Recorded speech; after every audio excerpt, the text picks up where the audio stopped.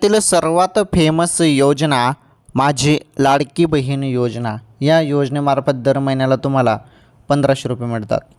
तर आता तुम्ही अजून 1500 रुपयाची वाट बघत आहेत, म्हणजे 21व्या हप्त्याची, जो मागील महिन्याचा हप्ता आहे आणि मार्च महिन्याचा तो हप्ता आहे आणि हा एप्रिल महिना चालू आहे. आणि काय होतं की ज्या महिन्याचा हप्ता आहे त्या महिन्यात नाही येतात, त्याच्या पुढील महिन्यात हप्ता येतो. त्यामुळे आता तुमच्या खात्यामध्ये या एप्रिल महिन्यात मार्च महिन्याचा हप्ता वाटप होणार आहे.